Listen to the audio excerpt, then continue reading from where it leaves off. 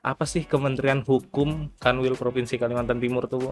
Kanwil Kementerian Hukum kan Provinsi Kalimantan Timur Mhm. ini bertugas di bidang hukum. Jadi Oke. hukum itu luas Mhm sebenarnya, mhm. Mas. Cuman memang kita sekarang karena menteri koordinatornya sekarang jadi hukum dan Oke, HAM, ya dipisah, kan? Bu, ya? Sekarang jadi Mhm. pisah. Kami jadi ada 3 kementerian, Oke. 1 Menko dan Mhm. 3 kementerian. Bu, dari pelayanan AHU ini sebenarnya secara spesifik tuh apa sih, Bu? Ibu, apalagi kan tadi seperti Ibu bilang mengurusi yang PT, sipil, Mhm, firma, dan mhm. lain-lain itu seperti apa, Bu?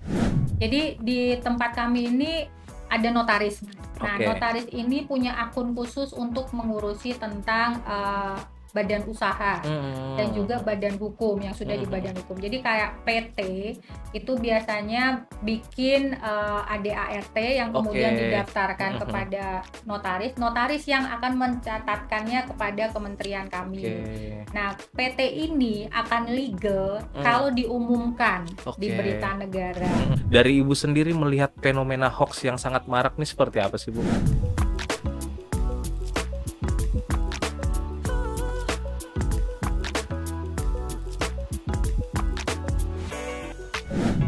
Assalamualaikum warahmatullahi wabarakatuh, Sobat Busama ID. Balik lagi bersama saya Aditya Setiawan dalam program podcast Tea Time. Garapan Busama ID bekerja sama dengan Dinas Komunikasi dan Informatika Provinsi Kalimantan Timur. Kali ini kita kedatangan tamu yang sangat spesial, di mana kan kita sebelumnya telah ngobrolin banyak terkait hoax, baik di dunia medis, digitalisasi, dan lain-lain. Tapi kali ini kita kedatangan tamu spesial, yaitu dari Kementerian Hukum Kanwil Provinsi Kalimantan Timur. Dan mungkin langsung saja kita sambut narasumber kita, Ibu Santi Mediana Panjaitan sebagai Kepala Bidang Pelayanan AHU, Bu, ya. Iya, betul. Apa kabar, Bu? Baik sekali, Mas. Oke, Bu, bisa dijelaskan nggak nih, mungkin Sobat Busamaidi ini masih banyak yang bertanya-tanya, mungkin Iya, bingung, apa sih Kementerian Hukum Kanwil Provinsi Kalimantan Timur tuh, Bu? oke. Kanwil Kementerian Hukum kan Provinsi Kalimantan Timur Mhm. ini bertugas di bidang hukum. Oke. Jadi hukum itu luas Mhm sebenarnya, mhm. Mas. Cuman memang kita sekarang karena menteri koordinatornya sekarang jadi hukum dan Oke, HAM, ya dipisah, Bu, kan? ya? Sekarang jadi Mhm. pisah. Kami jadi ada 3 kementerian, Oke. 1 Menko dan Mhm. 3 kementerian. Yang satu Mhm Kementerian Hukum yang mhm. sekarang saya bekerja, Mhm. kemudian ada Kementerian Pemasyarakatan dan Imigrasi. Oke. Kemudian yang ketiga itu ada Kementerian HAM. Oke. Jadi kami memang tadinya satu Mhm mhm. kementerian, sekarang berpisah menjadi 3 kementerian dan satu Oke. kementerian koordinator. Mhm mhm. Kemudian Kementerian Hukum sendiri ini tugasnya adalah ada 2 divisi. Yang pertama divisi pembentukan peraturan perundang-undangan dan pembinaan hukum. Mhm. Di sini ada perancang peraturan Oke. perundang-undangan, jadi membuat peraturan daerah, Mhm mhm. harmonisasi, kemudian ada penyuluh hukum, Mhm. kemudian ada jaringan dokumentasi dan informasi hukum, Oke. kemudian ada bantuan hukum untuk orang miskin. Mhm mhm. Nah, ini biasanya ada di OBH-OBH yang sudah terakreditasi oleh Oke. kementerian Heeh kami. heeh heeh. Kemudian yang sekarang lagi ditingkatkan itu adalah desa sadar hukum. Oke. Kemudian ada paralegal. Mhm Nah, ini mhm. lagi ada lomba nih, Paralegal Justice Award, lagi Oke. sedang proses. Mhm mhm. Kemudian yang kedua tuh adalah divisi saya, yang Mhm ada mhm. divisi pelayanan hukum. Di Oke. divisi pelayanan hukum sendiri ada 2 bidang. Mhm Yang mhm. satu bidang pelayanan administrasi hukum umum, di situ Mhm saya bekerja. mhm. Kemudian ada satu lagi divisi pelayanan kekayaan intelektual. Oke. Heeh Nah, heeh. kalau divisi administrasi hukum umum sendiri, pekerjaannya mengurusi yang pertama, kewarganegaraan dan kewarganegaraan. Mhm mhm. Jadi kalau ada masyarakat mau naturalisasi, Oke. kemudian ada anak-anak berkewarganegaraan ganda Mhm dari perkawinan mhm. campur, kemudian juga ada masyarakat yang tanpa Mhm kewarganegaraan, yang mhm. tinggal sudah lama di Indonesia. Mhm Nah, ini mhm. biasanya kamilah yang mengurusinya. Oke. Kemudian yang kedua, masalah notaris. Oke. Notaris, majelis pengawas notaris juga ada di bidang kami. Mhm. Kemudian yang ketiga ini, yang nantinya kita agak sedikit bahas, Mhm itu mhm. tentang badan usaha dan badan hukum. Oke. Itu ada PT, ada CV, Mhm ada mhm mhm. firma, Mhm mhm. koperasi, Mhm. yayasan, dan juga yang terakhir yang sudah lama sih sebenarnya launching, Mhm. tapi mungkin masyarakat belum pada paham, itu adalah PT Persorangan. Oke. Jadi ada perseroan persorangan kami Mhm mhm sebutnya mhm. PTP. Kemudian ada juga tentang Mhm. pejabat, penyidik, pegawai negeri sipil, Oke. PPNS biasanya kami sebut begitu. Kemudian ada lagi daktilaskopi tentang Mhm. sidik jari. Nah, kemudian mungkin yang sebagian besar, oh yang terakhir ini adalah fidusia. Oke. Nah, fidusia ini mungkin masyarakat juga harus tahu bahwa Mhm. jika teman-teman atau sahabat busam ya kita Mhm. sebutnya ya, Mhm. sahabat busam itu melakukan kredit kendaraan, Oke. biasanya lembaga keuangan atau leasing itu melakukan penjaminan fidusia. Nah, penjaminan Mmm, fidusia mhm mhm. ini fungsinya adalah memberi keamanan kepada lembaga penjaminan atau lembaga keuangan tersebut untuk sewaktu-waktu jika terjadi sesuatu yang tidak diinginkan, Mhm. misalnya kendaraannya tidak dibayar, Oke. kreditnya macet. Nah, Mhm itu mhm. dia punya semacam hak Mhm yang mhm. pertama untuk bisa mengambil barang itu. Mhm Nah, mhm mhm. seperti itu. Mungkin itu Oke, kilasannya. oke. Mungkin itu sedikit intermezzo lah dari Bu Santi, Bu, ya. Iya. Nah, Bu, dari pelayanan AHU ini sebenarnya secara spesifik tuh apa sih, Bu? Ibu apalagi kan tadi seperti Ibu bilang mengurusi yang PT, SIPI, Mhm, Pirma, dan mhm. lain-lain itu seperti apa, Bu? Jadi di tempat kami ini ada notaris, Mas. Nah, Oke. notaris ini punya akun khusus untuk mengurusi tentang badan usaha dan Mhm juga mhm. badan hukum yang sudah Mhm di mhm. badan hukum. Jadi kayak PT itu biasanya bikin ADART yang Oke. kemudian didaftarkan Mhm mhm. kepada notaris, notaris yang akan mencatatkannya kepada kementerian Oke. kami. Nah, PT ini akan legal Mmm, kalau diumumkan di oke. berita negara. Mhm mhm. Jadi dicatatkan di kami, kemudian diumumkan di berita negara. Nah, Mhm itu mhm. sudah dianggap sebagai entitas hukum. Jadi Mhm. kayak seperti kita punya KTP, punya Betul betul. NPWP, Oke. bisa buka rekening, Mhm tetapi mhm. setelah diumumkan di berita negara. Oke. Nah, PT ini sekarang sudah Mhm. ada semacam gebrakan baru dari pemerintah Mhm. bahwa kalau PT ini kan dia harus punya saham, terdiri Mhm. atas saham, Mhm. modalnya terdiri atas saham. Nah, dimiliki oleh beberapa orang, Mhm jadi tidak mhm. bisa satu orang. Nah, gebrakan dari pemerintah ini karena ada Undang-Undang Cipta Mhm mhm. Kerja, dibuatlah PT Persorangan, Oke. Perseroan Persorangan. Kami sebutannya adalah PTP.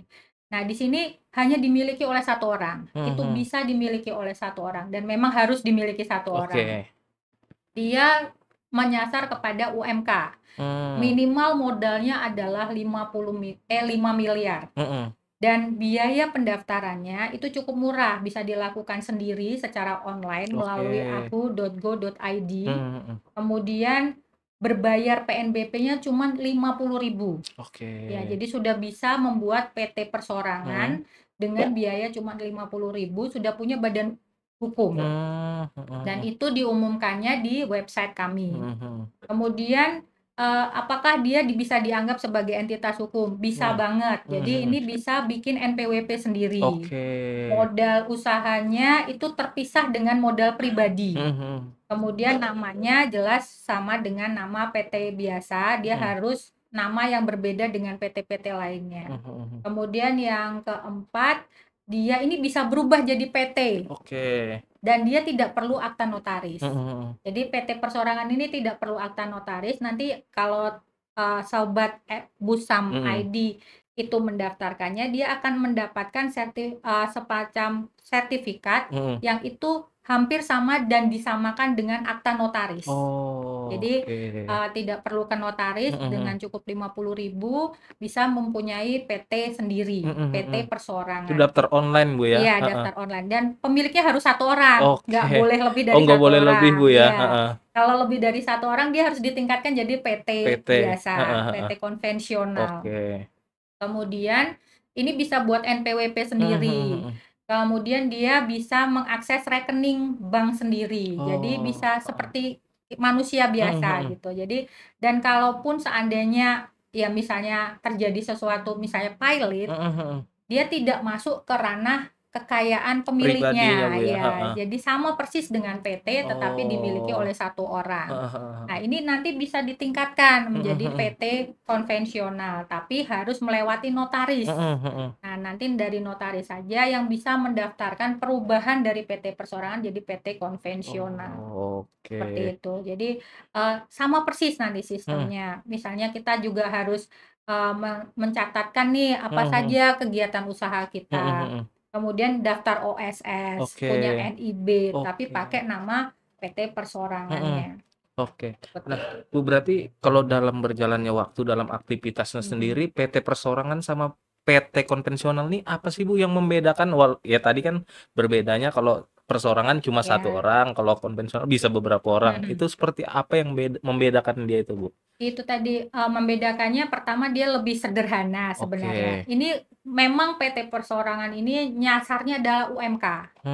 Karena Hmm, modal maksimalnya lima cuma 5 miliar. miliar tadi itu, Iya, Bu, ya? 5 miliar Heeh. itu udah besar kalau Iya, untuk UMK betul kan, betul. tapi memang 5 miliar. Kemudian pendaftarannya tidak perlu mahal, Hmm. 50.000 saja dia sudah membayar PNBP 50.000 by sistem, Mhm dia mhm. sudah punya sertifikat. Oke, Nah, biasanya kan, kalau orang pribadi ini kan susah untuk ikut betul. lelang Mhm gitu mhm. kan, atau apalah mengakses perbankan, Mhm. permodalan, Betul kalau betul. nggak dana pribadi. Mhm. Nah, itu bisa sekarang. Jadi PT Persorangan ini Oh. sudah Heeh kayak heeh. badan hukum lah, Mhm mhm istilahnya mhm. kita sudah mengakuinya sebagai badan hukum. Bisa ikut lelang, bisa Mmm. ikut, misalnya kalau mau ekspor, itu kan biasanya ditanya, "Mana, badan Iya, betul hukumnya?" Gitu betul. kan. Heeh. Kalau dulu kan minimal punya CV lah Iya, ya, CV, terus CV, heeh. terus atau firma. Mhm. Kalau dia tidak punya modal besar, terdiri atas saham, Mhm. PT dia bingung nih kalau nggak CV, Oh. firma, Mhm berarti harus mhm. cari orang Mhm mhm mhm. untuk masuk ke dalam, Betul. badan usahanya, badan hukumnya. Kemudian sekarang nggak perlu, jadi Mhm. dia sendiri Mhm. bisa merintis, usaha, badan hukum, kemudian bisa ekspor, Oke. karena ada badan hukumnya. Mhm Nah, ini mhm. yang sekarang sedang kita lindungi untuk Mhm mhm. UMK. Tapi kalau sudah lebih dari 5 miliar modalnya dan punya kongsi, Mhm punya mhm. teman bisnis, ya harus berubah menjadi PT konvensional. Itu Oke. perbedaannya. Mhm Jadi, mhm. ini untuk mempermudah teman-teman Oke. UMK Heeh juga, heeh. sahabat-sahabat UMK untuk bisa mengembangkan Iya, bisnisnya. Jadi betul. seperti itu. Jadi kita menyasarnya adalah legalitas Mhm. badan Mhm hukumnya, mhm. Mhm seperti itu. mhm. Oke. Nah, Bu, ini kan banyak juga pertanyaan dari teman-teman terkait bedanya PT sama CP tadi. Mhm. Kalau PT kan itu saat pilot tidak masuk ke ranah pribadi Iya, harta kekayaannya. iya. Kalau CP sendiri, Bu, Nah, katanya itu CV seperti apa? ini kan komanditer. Jadi Betul. dia sebenarnya ini atas dasar kekeluargaan sebenarnya Oke. berkumpulnya. Nah, Heeh. ini bisa masuk ke ranah, kekayaannya karena Oke. kan memang ada modal yang Mhm mhm. disetorkan, tetapi berbeda dengan PT kalau Mhm. dia pilot, dia tidak masuk ke dalam Mhm. ranah pribadi. Nah, Oke. kalau CV ini kemungkinan bisa masuk ke ranah pribadi Mmm, karena ada mhm mhm. komanditer Mhm aktif, mhm. komanditer pasif ada, Mmm. kemudian ada direkturnya kan Oke. gitu. Jadi memang, semuanya itu ada plus minusnya, Mhm karena kalau mhm. PT itu harus pecah dulu jadi saham. Oke. Nah, pecah saham ini Heeh. kan ada PR lagi, kalau CV ini kan karena kekeluargaan Mhm. atau kita kongsinya atas dasar Oke. Mhm kekerabatan, mhm. jadinya kita tidak perlu pecah saham, Oke. seperti itu. Nah, kalau PT persorangan ini dia bisa pisah dari kekayaan Mhm pribadi. Jadi mhm. tidak menyatu. Jadi kalau nanti seandainya pilot Mhm atau mhm. dia merugi dan akhirnya mau menutup perusahaannya, dia tidak masuk ke ranah, eee, kekayaan pribadinya. Jadi sampai modal yang Mhm disetorkan. mhm. Nah, modal ini tidak cuma uang kan, modal ini ada aset yang didaftarkannya juga. Oke, heeh. Dan itu kalau dirinci tidak boleh lebih dari 5 miliar. Mhm mhm. Misalnya dia kan punya toko. Nah, ini Mhm. harganya berapa, itu Mhm bisa mhm. dimasukkan ke dalam modal yang disetorkan. Mhm mhm. Kemudian kalau mau mengakses perbankan, Mhm mhm. itu kan bank juga ngelihat modal Betul. yang ditaruh di Heeh dalam, heeh. PT persorangannya.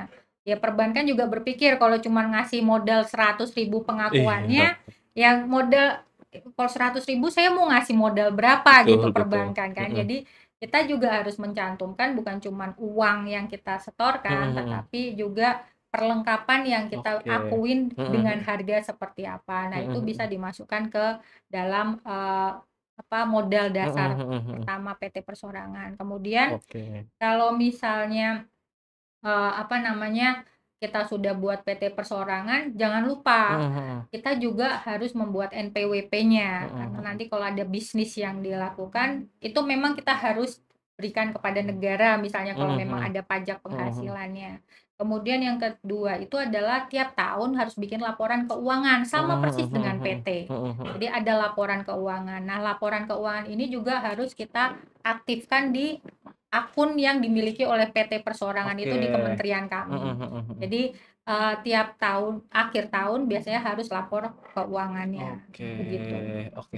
Bu, ini terkait PT nih, Bu. Iya. Kemarin kan sempat ada yang lagi rame itu di Rumah Sakit Hadi Darjat, dia tuh Mhm. PT dan mereka nih ada keluarganya masing-masing menjabat di posisi komisaris, direktur utama dan lain-lain Mhm. lah. Nah, sementara yang bermasalah ini di root, di Mhm. bawah-bawahnya ini dia bilang tidak aktif, Bu, dalam Mhm. pengurusan PT itu seperti Mhm. apa sih? Apakah harus RUPS lagi atau seperti apa, Bu? Karena mereka itu sebelumnya nama-nama komisaris, direktur atau dan lain-lain itu nama ayahnya mereka Mhm. dan turun ke dia katanya lambat melakukan inilah pergantian nama pewaris itu seperti apa sih, Bu?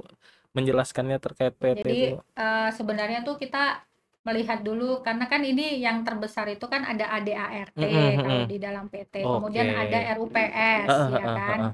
Nah, kalau mereka sudah melakukan itu biasanya kita lakukan perubahan di notaris. Oke. Jadi notaris itu akan mencatatkan setiap perubahan yang terjadi. Mhm Bahkan mhm mhm. jangankan perubahan dari Mhm organisasinya, mhm mhm. istilahnya perubahan direktur, misalnya Oke. direktur meninggal dan Mhm. Nah, teman-temannya ya itu itu. Heeh heeh. perubahannya itu jangankan cuman itu, Mhm. bahkan penambahan usaha Mhm. itu pun harus didaftarkan melalui notaris. Jadi Oke. nanti, akta notarisnya itu ada akta perubahan PT-nya. Mhm Jadi mhm. nanti perubahannya itu bisa beberapa kali. Mhm Jadi pada mhm. saat pendirian pertama, yang Mhm. kedua, ketiga, keempat tuh silahkan perubahan apa saja. Bisa Oke. perubahan modal, Heeh. bisa perubahan struktur organisasi, bisa juga perubahan usaha, kegiatan usaha. Mhm Nah, mhm ini mhm. harus dilakukan melalui notaris. Nanti notaris yang akan Oke. mencatatkannya di Kementerian Hukum bahwa ini ada perubahan 1, 2, 3, 4. Mhm. Jadi, pada saat misalnya terjadi kasus, Oke. nah itu biasanya pihak APH, aparat penegak hukum Mhm. itu akan melihat track record-nya PT ini. Kalau tidak pernah ada Oke. perubahan, Mhm. pengakuannya tetap yang pertama. Oke. Jadi di Heeh kementerian heeh heeh. kami itu mencatatkan semua perubahan Mhm. terhadap badan usaha, badan hukum, Oke. semuanya itu dicatatkan Mhm mhm. tapi melalui notaris. Mhm mhm. Khusus PT Perseorangan ini tidak melalui notaris. Jadi nanti kalau Oke. ada perubahan, Mhm mhm. misalnya, apa, perubahan dari Mhm kegiatannya, mhm. alamat, itu Mhm yang mhm. ngerubah yang punya PT Oke. Perseorangan, karena dia punya akun Mhm mhm mhm sendiri. mhm. Tapi kalau dia mau berubah Mhm modal mhm. sampai ada, apa namanya, saham Mhm lainnya, ada mhm. pemilik lainnya, nah itu harus lewat notaris, Oke, seperti itu. oke, baik. Bu, mungkin ini kan banyak nih teman-teman Mhm. Sobat Busama ID mungkin di luar sana pengusaha-pengusaha muda nih, Bu, Mhm mhm. mungkin belum punya PT atau dan lain-lain. Nah, Mhm. Ibu mungkin bisa sosialisasikan PT Perseorangan tadi seperti apa sih teman-teman ini caranya mereka biar bisa punya PT Perseorangan, mungkin dijelaskan lagi di websitenya apa dan lain-lain, caranya Oke. gimana mungkin bisa, Bu? Oke, yang pertama searching aja di Google Mhm. ahu.go.id.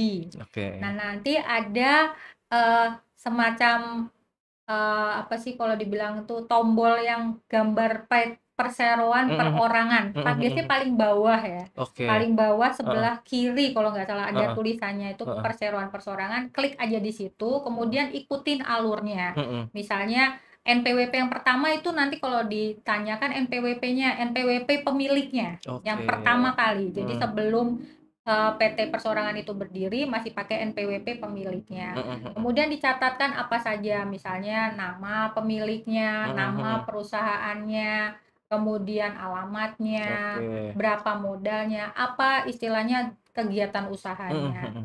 Nah, kemudian setelah itu nanti ada kode billing. Mhm mhm. Kode billing itu dibayar, bisa melalui Oke. m-banking. Heeh Nah, heeh. 50.000 saja. Oke. Jadi Sobat Busam Heeh. tidak perlu khawatir harganya, itu cuma Mhm. 50.000. Tapi ingat modalnya yang pengakuan yang ada di situ hanya di bawah 5 miliar. Oke. Nah, jadi nanti di situ begitu selesai semua sudah terbayarkan Mhm. PNBP-nya, nanti akan keluar Oke sertifikatnya. oke. Nah, sertifikat inilah yang menyatakan bahwa Sobat Busam sudah memiliki badan hukum, badan Mhm. usaha berbadan hukum, yaitu Mhm. PT Perseorangan. Tapi ingat itu hanya boleh dimiliki oleh satu orang, Oke. tidak boleh lebih dari 2 orang. Nah, Mhm kalau mhm. lebih dari 2 orang, nanti sudah ada kongsi bisnisnya, jadi ada mau nanam modal lagi nih di Mhm. perusahaannya Sobat Busam. Nah, Mhm. itu harus melalui notaris Oke. perubahannya. Kemudian kalau sudah punya itu, langsung Sobat Busam ke membuka rekening, Mhm biasanya kan mhm. gitu Mhm mhm. sistemnya. Buka rekening, kemudian OSS, NIB, itu Mhm. sudah memakai nama yang Sobat Busam punyai, PT Oke. Perseorangannya. NPWP jangan lupa juga didaftarkan. Akhir tahun Sobat Busam harus melakukan laporan keuangan Oke. di akun yang Sobat Busam pada saat itu Mhm daftar, mhm mhm. seperti itu. Oke. Bu, ini semisal Mhm. nanti ini pemilik PT Perseorangan ini di akhir tahun dia mungkin tidak melaporkan kekayaannya atau lupa Keuangannya. atau apa ya keuangannya lah. Itu apa Bu? Ada sanksi kah atau ada apa Bu? Iya, Teguran atau jadi gimana? nanti, lama-lama kalau Heeh. tidak dilaporkan, terus tidak Mhm diverifikasi mhm. sama kami, seperti, pada saat PT CV Firma Mhm saat mhm. ini, koperasi yayasan itu tidak lapor badan pemilik, apa istilahnya, pemilik Mhm manfaat, mhm. itu diblokir. Oke. Ya, jadi Heeh. dianggap sebagai PT Perseorangan yang tidak aktif. Jadi ini Mhm. nanti bisa jadi temuan kenapa tidak Oke. lakukan laporan Heeh heeh keuangan. heeh. Memang itu salah satu kewajiban sebenarnya Mhm dari mhm. Sobat Busam yang punya badan hukum Mhm karena mhm. sudah didaftarkan jadi badan hukum harus tertib laporan keuangannya. Jadi Oke. laporan keuangan sederhana Mhm kok. mhm mhm. Misalnya penerimaan berapa, Oke. pengeluaran berapa, Mhm. terus apa namanya, akhirnya keuntungannya berapa. Nah, seperti itu sih sebenarnya. Ya, Mhm. sederhana saja nggak apa-apa, yang penting ada laporan Oke. keuangannya. Itu semisalnya diblokir, Bu, Mhm. dia mau mengaktifkan lagi itu seperti apa, Bu? Ya, mengaktifkan lagi harus, Men pertama mungkin ya, kewajiban yang dia tadi harus diselesaikan iya, atau seperti apa, kewajibannya Bu? harus diselesaikan dan itu Heeh. pun jadi manual gitu loh. Jadi kita tidak Oke. bisa Mhm. secara karena sudah diblokir Mhm kan, mhm. karena banyak juga perusahaan-perusahaan, PT-PT yang Mhm. seperti yang sekarang ada konvensional itu Mhm. tidak melaporkan pemilik manfaatnya, itu diblokir dan Mhm. buka blokir ini harus lewat notaris. Mhm Berarti mhm. kalau buka blokirnya PT Perseorangan ini berarti harus secara manual dengan permohonan pembukaan Oke. blokir, nanti melalui Kementerian Hukum lewat Kanwil Kementerian Hukum. Oke. Oke, Sobat Busama ID itu tadi seperti yang dijelaskan oleh Bu Santi, mungkin teman-teman nih banyak Bu pengusaha-pengusaha muda mungkin Mhm. yang belum tahu terkait PT, mungkin dia males sama temannya kan bisa PT Mhm. Perseorangan itu tadi Bu. Iya. Nah, itu caranya sendiri tadi sudah dijelaskan sama Ibu Santi melalui ya buka aja AHU Bu ya, apa Iya, tadi? ahu.go.id. Kalau search ahu.co.id. Google misalnya agak susah nginget Mhm. .go.id-nya Ahu Online gitu. Oke, AHU online Sobat Iya. Busama ID bisa ikutin prosesnya di situ. Nanti caranya mudah Bu ya sebenarnya. Iya, Bayarnya juga nggak mahal. Mungkin Sobat Busama ID sudah bisa miliki badan usaha yang berbadan hukum Bu ya. betul. Selain itu Bu, selain PT, Firma dan lain-lain tadi, pelayanan AHU apa aja Bu? Mungkin bisa dijelaskan lagi nih ke Ah, iya. Sobat Busama ID. Yang jelas satu Nah, kewarganegaraan ya. kewarganegaraan tuh Jadi Bu. kalau Sobat Busam tuh kemarin lihat banyak pemain bola yang kita Naturalisasi, betul yang naturalisasi, lagi nah rame itu nih Bu. ya itu ada di tempat Mhm kami. Jadi mhm. naturalisasi itu biasanya adalah orang-orang yang tinggal lama di Indonesia atau Oke. yang bermanfaat buat Indonesia. Jadi naturalisasi tidak sembarangan kita terima. Mhm. Jadi karena PNBP-nya pun lumayan mahal, 50 juta satu orang. Mhm. Dan itu pun prosesnya lama kalau bukan yang seperti yang kemarin harus ada lewat DPR RI untuk Oh, iya. Heeh persetujuannya heeh kan. heeh. Karena yang bersangkutan tidak tinggal lama di Indonesia. Mhm. Nah, kalau yang naturalisasi seperti pada Mhm umumnya mhm. itu harus tinggal lama di Oke. Indonesia. Nah, itu mereka harus bermanfaat juga buat Indonesia, Oke. minimal tidak pengangguran, Mas. Jadi ndak sementa-menta bule datang ke sini 4 tahun tinggal Iya, di iya naturalisasi, Bu, ya? begitu. Jadi kalau mau naturalisasi dia Heeh. harus bermanfaat buat Oke. Indonesia. Nanti akan dibuktikan. Mhm Biasanya mhm. itu tim yang kami undang untuk melihat apakah Mhm mhm. yang bersangkutan cocok atau Mhm tidak mhm. jadi warga negara Indonesia itu macam-macam. Oke. Termasuk nanti ada BIN. Oke. Jadi mereka akan memantau orang ini, Melihat background-nya mungkin, Bu, ya? iya, Heeh. dengan tetangga-tetangganya baik atau Oke. tidak, Heeh heeh. bermanfaat atau tidak. Misalnya Mhm. dia punya perusahaan Betul yang betul. istilahnya memang punya karyawan Indonesia banyak, berarti Oke, kan bermanfaat buat bermanfaat. Indonesia. Mhm. Nah, ini akan dipantau sama Oke. mereka.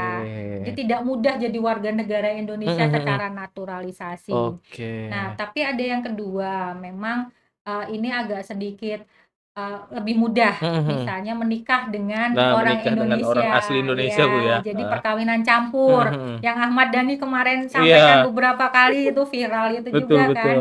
Kalau ini kenapa harus naturalisasi, Nikahkan kawinkan iya, saja sama betul. orang Indonesia Heeh. gitu kan.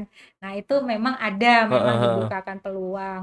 Tapi ini untuk melindungi orang Indonesianya Oh, sebenarnya. Karena oke. kan nanti kalau mereka berbeda Mhm kewarganegaraan mhm. prosesnya akan lebih sulit Betul untuk betul. melakukan segala Mhm sesuatunya. mhm. Misalnya memiliki properti di Oke. Indonesia, kan itu agak sedikit sulit. Nah, Mhm. ini juga membantu Indonesia sebenarnya pada saat mereka nikah dan kita Mhm bantu mhm.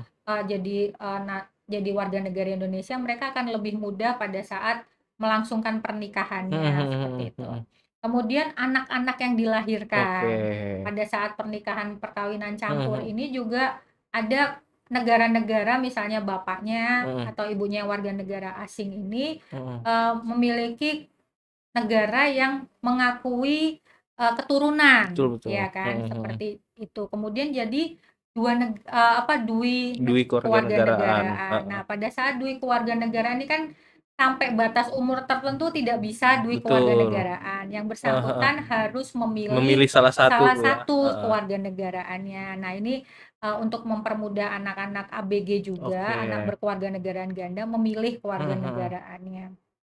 Kemudian yang saat ini sedang marak juga Mhm karena mhm. kita ini kan Provinsi Kalimantan Timur, kemudian Kalimantan Utara itu berbatasan dengan negara asing, Betul betul. Malaysia. Mhm. Nah, ini banyak sekali warga negara Indonesia yang pernah melintas di Oh, heeh. perbatasan, Mhm mhm. kemudian beranak cucu di negara lain. Nah, Betul misalnya betul. bekerja dan beranak cucu di negara lain, kemudian anak cucunya ini nggak ngerti kewarganegaraannya apa. Nah, ini Mhm mhm. setelah di-tracking ternyata pernah keluarganya ada yang misalnya kakeknya atau buyutnya itu warga Mhm. negara Indonesia. Nah, ini Oke. mau melintas lagi ke Indonesia. Nah, ini Mhm. kita sedang adakan penegasan kewarganegaraan. Oke. Dulu kalau tidak salah di Jakarta tuh ada namanya Cina Beteng. Mmm. Nah, Cina Beteng ini tanpa kewarganegaraan masuk Oke. ke Heeh heeh. Indonesia, sudah beranak cucu dan jadi nggak punya KTP, Oke. nggak punya kewarganegaraan, Mhm mhm. paspor segala Mhm macam. mhm.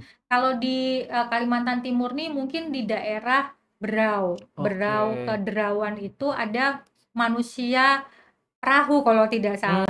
Ini Nggak ada nggak ada kewarganegaraannya, Bu, ya? Heeh. kewarganegaraannya. Nah, ini mungkin nanti kita tetap mengakses Mhm.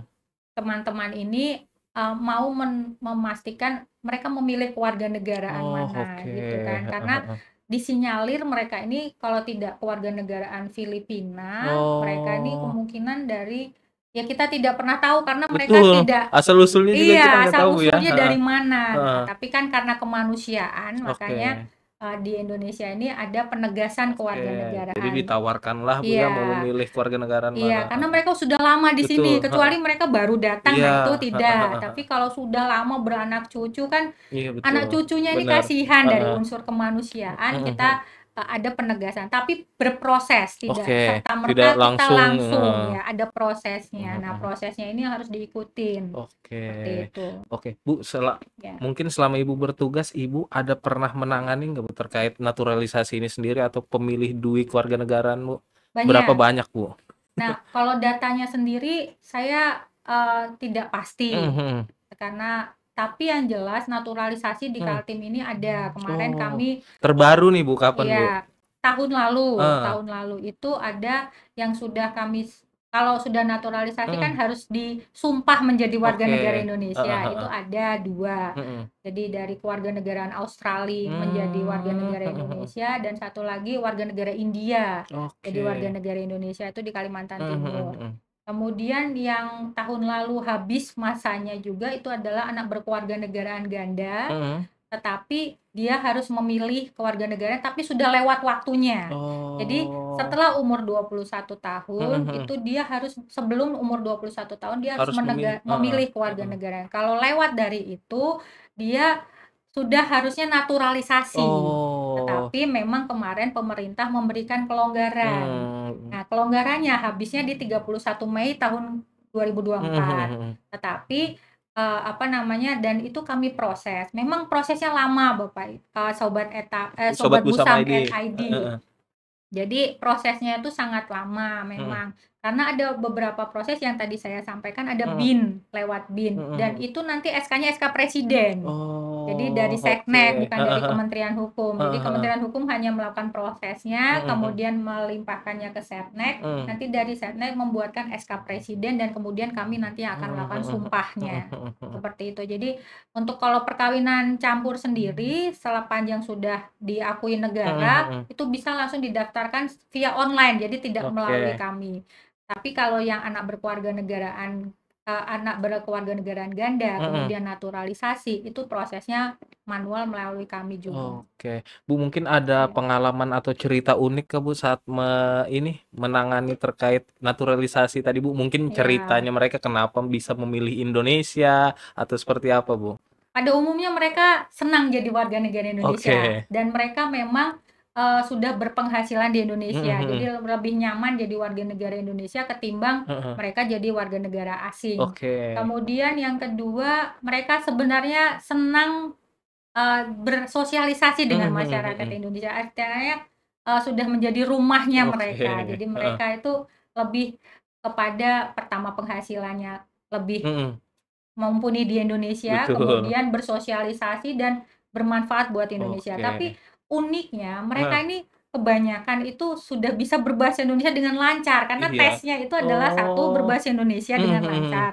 Kemudian yang kedua nyanyi Nyanyi Indonesia lagu Indonesia Raya. Raya Bu ya? Iya, itu harus bisa mereka Oke. menyanyikan Indonesia Raya. Heeh. Minimal kepala daerah, kepala negara itu mereka tahu. Nah, Oh, itu oke. pasti ditanyakan Heeh pada heeh. saat wawancara kewarganegaraan. Nah, uniknya itu mereka bahasa Indonesianya lebih fasih daripada orang-orang yang biasanya, Di di daerah-daerah Bu ya, yang daerah, logatnya iya, masih kental, logatnya heeh, masih kental. Tapi heeh. memang ada beberapa waktu yang lalu mungkin ada yang kita wawancara tidak bisa berbahasa Indonesia. Nah, itu Oke. biasanya dapat nilai minus, "Ini Mmm, kok pengen jadi warga negara tapi Indonesia nggak tapi nggak ngerti, bisa iya bahasa betul. Indonesia." Heeh. Tapi warga negara Indonesia yang kemarin kami wawancara dari India tuh malah pakai EYD. Jadi baku Mmm, sekali bahasa mhm Indonesia itu mhm. malah bagus karena berarti Iya, dia sungguh-sungguh belajar betul, heeh, bahasa Indonesia. Jadi nggak pakai bahasa gaul gitu heeh, kan. Kalau kita kan ada bahasa gaulnya betul tidak, betul, bilangnya enggak gitu mhm, kan. Nah, itu seperti itu. Mereka benar-benar pakai mhm mhm, bahasa yang baku seperti itu. mhm Jadi mhm. kalau kami berpikir bahwa kadang-kadang mereka ini lebih Indonesia daripada orang Daripada orang Indonesia Indonesia sendiri Bu sendiri ya? ya, kayak yang Oh, ke bule-bulean, yang ke barat-baratan heeh, gitu kan. Mereka betul. lebih Indonesia daripada Indonesianya sendiri, Oke. itu sih. Kebanyakan Bu, yang naturalisasi ini dia background-nya apa Bu? Pengusaha kah atau apa Bu?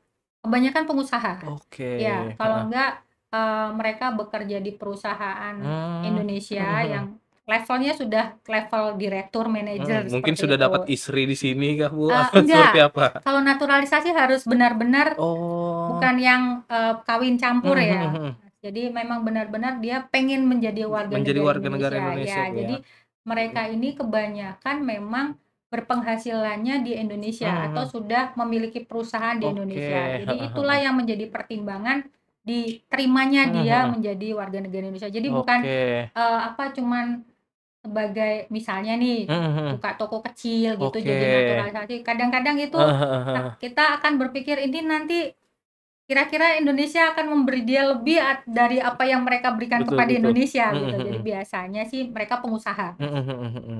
Yang gitu. memiliki banyak manfaat sendiri untuk Iya, Indonesia yang Bu ya? penting kalau naturalisasi adalah bermanfaat buat Oke. Indonesia. Minimalnya berapa tahun Bu? untuk mereka bisa menjadi naturalisasi ke warga negara Indonesia, Bu? 10 tahun tidak berturut-turut Hmm. atau 5 tahun berturut-turut. Jadi Oke. ini syaratnya. Jadi Hmm. imigrasi nanti yang bisa Hmm. menentukan apakah yang bersangkutan berada dalam 5 tahun Hmm. yang di Indonesia terus Oke. atau 10 tahun bisa bolak-balik Oke. keluar Indonesia ke Hmm. negaranya gitu. Oh, soalnya yang sering saya tahu tuh kan pemain bola nih, Bu. Iya, Pemain bola, ada beberapa pemain bola dia sudah lama di Indonesia, mau jadi warga negara Indonesia minimal 5 tahun, tetap nggak boleh pulang dulu ke iya, negeri iya, negaranya ya, Bu. iya. Oh, berarti kalau untuk yang 10 tahun boleh Boleh pulang pergi. bolak-balik ya. Oke. Nah, tapi kalau yang naturalisasi pemain bola kemarin memang Mhm. itu spesial. Karena memang manfaatnya untuk timnas Iya, Indonesia sendiri, jadi Bu, ya? itu Heeh. tapi tidak melalui proses manual yang Oke. biasa ya, Heeh, heeh. istilahnya konvensional gitu. Mhm. Dia harus lewat persetujuan DPR. Mhm, mhm. Jadi memang nanti DPR yang menyatakan bahwa ini layak atau tidak Mhm. layak menjadi warga negara Indonesia. Nah, Mhm. itulah memang spesial kalau ada Mhm. beberapa memang yang Oke. dispesialkan dan itu Heeh, harus heeh, lewat heeh. DPR. Oke. Kalau yang seperti pengusaha yang saya sampaikan itu Mhm. memang harus melalui proses 5 tahun Oke. berturut-turut di Indonesia atau 10 tahun tidak berturut-turut itu. Oke, untuk menjadi naturalisasi sendiri itu, Bu, ada biaya administrasinya kah atau seperti apa, Bu? Ya, yang jelas PNBP-nya PNBP-nya pada itu tadi, saat Bu, ya? Heeh. naturalisasi 50 juta. Oke, Seperti itu. heeh. Soalnya kan banyak juga pemain bola itu mereka mau naturalisasi bayarnya mandiri kan karena yang ada PNBP itu tadi mungkin itu Iya, yang dibayar, jadi Bu, ya? memang itu Heeh. semua PNBP. Heeh, heeh. Jadi tidak ada untuk Mhm, naturalisasi itu mhm, tidak mhm. ada biaya yang lain selain PNBP. PNBP tadi itu, Bu, Ya. ya? Oke. Bu, mungkin ada lagi selain tadi kan Dwi kewarganegaraan sudah kita bahas, Mm-mm. terus PT, perseroan, SIPI, Firma dan lain. Apalagi nih, Bu, dari pelayanan AHU sendiri mungkin Yang jelas fokusnya? fidusia Heeh, tadi. heeh. Nah, terus kemudian pejabat penyidik pegawai negeri sipil dan Mhm. yang banyak kami urusin sekarang notaris. Oke. Jadi Heeh. notaris itu ada majelis pemeriksa notaris, Mmm, majelis mhm. pengawas notaris itu yang ada di kantor wilayah. Mhm, mhm, Jadi mhm. memang sistemnya ini kan notaris memang bekerja mengurusi urusan negara di Oke. bidang Mhm, mhm, keperdataan. mhm.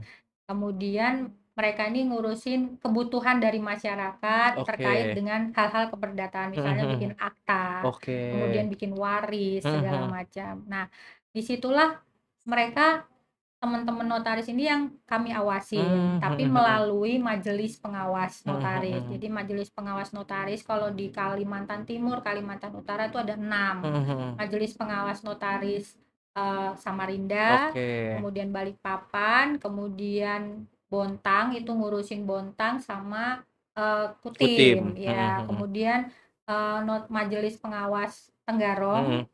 Kutai Kartanegara itu sampai ke Mahulu, Oh, notaris oke. Mahulu. Heeh, heeh. Kemudian ada yang Bulungan Mhm, ini mhm. yang ke Berau. Berau, heeh. Ya, Berau, Bulungan. Kemudian di Kaltara sendiri ada Tarakan. Nah, Mhm, mhm. Tarakan kemudian ke Nunukan. Mhm, Oh, mhm. yang Berau itu Bulungan itu Berau, Bulungan, kemudian sampai Malinau, Malinau, ya heeh. KTT Malinau. Nah, Mhm. ini mereka yang mengawasi. Oke.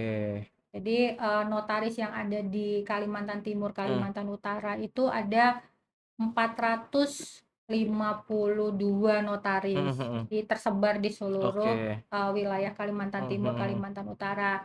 Nah, jika nanti masyarakat atau sobat Busama Busap ID, ID heeh. ini ada keluhan atau Mhm. ada sesuatu terkait dengan notaris bisa melayangkan surat aduannya, Oke. tetapi dipenuhi dengan Mhm, bukti. mhm, Jadi mhm. kan kadang-kadang notaris ini plus dengan Oh, PPAT-nya. ya. Nah, yang berkaitan dengan notarisnya. Mhm, Jadi mhm. kalau notaris itu akta-aktanya tidak berhubungan dengan jual beli Oke, properti. heeh, Nah, heeh. ini kalau properti itu jual beli properti itu Mhm, KPPAT-nya. mhm, mhm. Jadi memang biasanya rangkap jabatan Mhm, mhm, teman-teman mhm. notaris PPAT begitu. Mhm, mhm. Nah, itu ya yang mengawasi adalah di kantor wilayah Mhm. melalui majelis Oke. pengawasnya. Oke, Bu, mungkin ada yang mau disampaikan sebelum kita masuk ke segmen terakhir nih Bu terkait hoax. Terakhir ada yang mau Ibu sampaikan ke sobat, Ya. sobat Busama ID terkait pelayanan AHU sendiri Bu? Ya, jadi Sobat Busama ID jangan ragu pada saat mau membuat badan usaha, Mm-mm. badan hukumnya jadi PT persorangan. Mm-mm. Jadi kalau teman-teman Sobat Busama ID ini merasa kesulitan, bisa ke kantor kami di Oke. Kanwil Kementerian Hukum Kalimantan Timur di Jalan MT Haryono 36 Oke. Samarinda. Atau bisa menghubungi melalui website kami. Mm-mm. Kalau teman-teman kesulitan mengakses dan melakukan pendaftaran PT persorangan, bisa menghubungi kami langsung. Kemudian kalau Sobat Busam ID juga memiliki kredit kendaraan, Mm-mm. jangan ragu pada saat didaftarkan fidusia. Itu bukan menakut-nakutin Oke. sebenarnya, untuk memberikan kepastian bahwa Mm-mm. siapa pemilik hak untuk pada saat teman-teman ini, saudara kita Sobat Busam Busama ID. ID Heeh. ini tidak bisa membayar atau one prestasi. Jadi Oke. nanti kalau misalnya ada yang mengambil di tengah jalan, Mm-mm. itu sudah bisa dilindungin karena Oke. apakah dia yang punya berhak untuk mengambilnya atau tidak, Oke. begitu.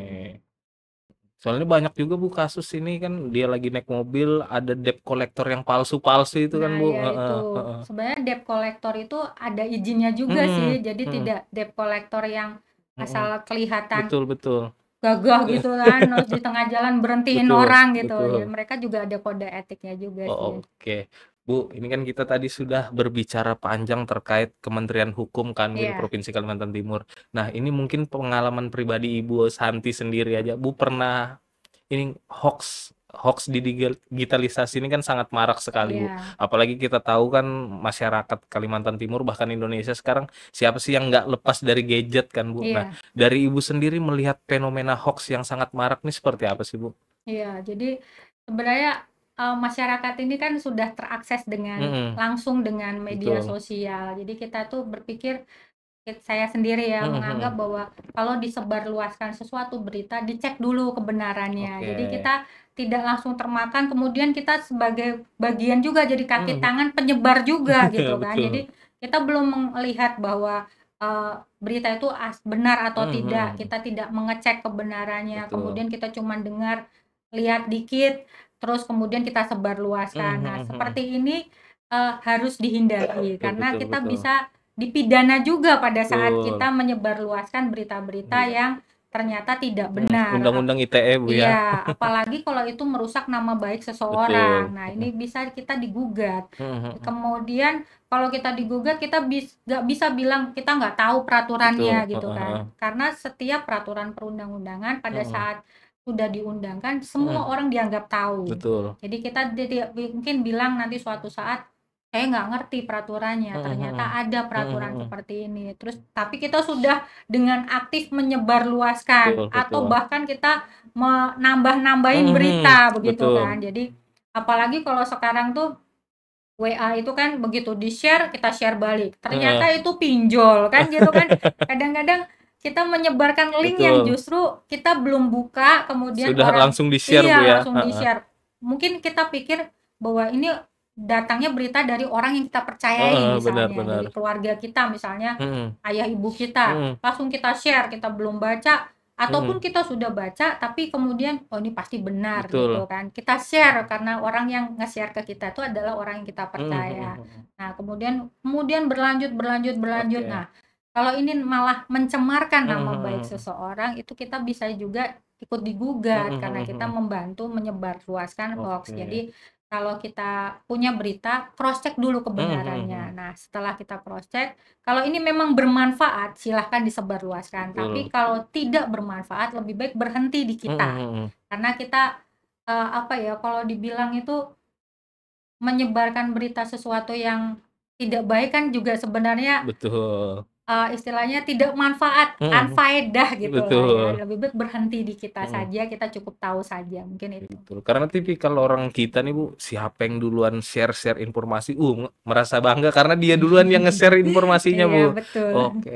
Nah, dari Ibu sendiri melihat peran media itu seperti apa sih Bu terhadap beredarnya hoax? Kan kita tahu banyak banget sekarang media online yang Iya. bahkan tidak memiliki badan hukum itu Iya, tadi Bu. betul. Nah, banyak media resmi, media non resmi, apalagi sekarang media sosial itu kan semua orang bisa jadi wartawan, Bu. Iya, betul. Semua orang bisa jadi itu kalau kita bilang sipil, inilah jurnalis sipil. Jurnalis sipil. Tanpa perlu adanya kartu identitas, mereka sudah bisa Mhm.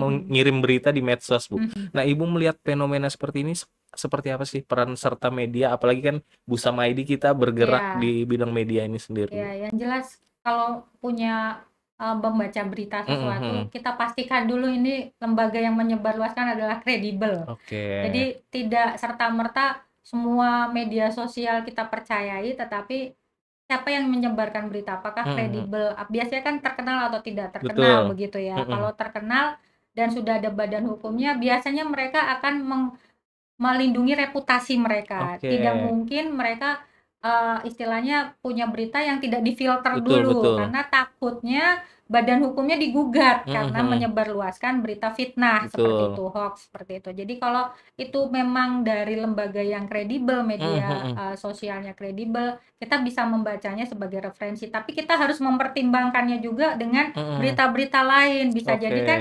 wartawannya cuman menyorot dari satu sisi, yang Betul. satu sisi lagi belum Ya, disorot. harus Nah, ada ini cover both side harus gitu, Bu. ada Heeh. berita yang secara menyeluruh Berimbang, yang kita heeh. terima. Nah, kemudian kalau teman-teman ini kadang-kadang Sobat Busam ID juga kadang-kadang bisa jadi seperti yang tadi Mhm. sampaikan ya, Mas, ya, wartawan dadakan gitu. Di Betul. tengah jalan ada orang kecelakaan, bukannya Ditolongin ditolongin, malah malah divideoin. divideoin. Nah, ini Heeh. ya kalau memang apa namanya, orangnya itu tidak butuh bantuan, Mhm, mhm. divideoin mungkin masih bisa jalan sendiri. Tapi kalau Iya. sudah celaka, kita videoin kan di mana Betul. rasa kemanusiaan Betul. kita gitu kan, malah kita Mhm. videoin. Kadang-kadang juga ada apa ya, semacam misalnya saya bentrok sama Mhm, Mas. Nah, mhm. saya videoin, terus kita Iya. bikin caption yang belain Betul. kita, Mhm, mhm. padahal bukan seperti itu Mhm. kejadiannya. Nah, ini kan istilahnya bisa membuat orang lain jadi melakukan apa, perbuatan salah juga, Betul. negatif juga. Karena Jadi framing-nya sudah negatif, Bu, ya. iya, Heeh. padahal yang